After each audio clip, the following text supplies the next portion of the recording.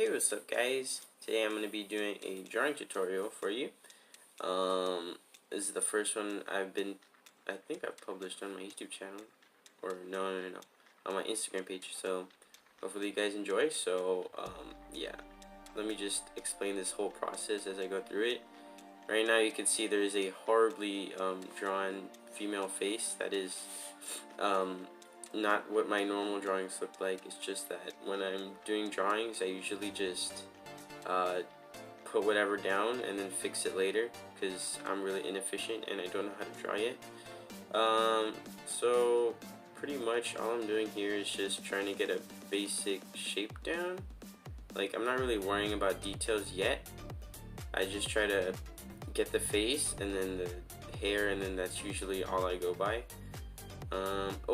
Quick tip. I just recently learned this, but you can actually improve your drawings by flipping the canvas, and when you do this, basically all the deformities that you don't notice basically jump out because it's like reversed, and you can easily fix it. So right now what I'm doing here is I'm just like deleting the messy scratch, whatever the sketch, and then I'm just laying down the details on top of it, and I'll like cover up the layers that are messy and then just like do it again. Most of this is just mistakes. Like right here, you see what I'm doing? I'm using like this really smooth brush, and it looks really weird. So I'm probably just gonna cover that up later because half of my drawings are just me experimenting because I don't know what to do yet. So as you can see, I'm covering up all the mistakes here. I'm just putting lots of light,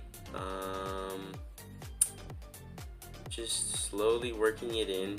I don't really know what I'm doing.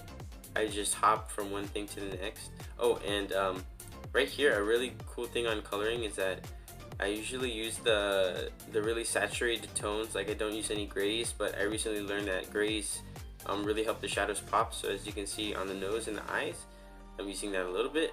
And I use people ask what my brushes are usually, and I use like one or two throughout the whole painting, except for details. For details I use like textured brushes.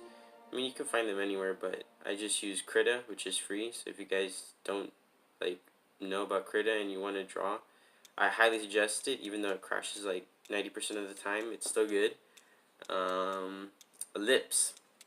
So yeah, just it's moving too fast, so I can't really tell you anything. But for lips, just add details around the edges, and I would say that the corner of the mouth is usually where you get the most expression from, so focus on that.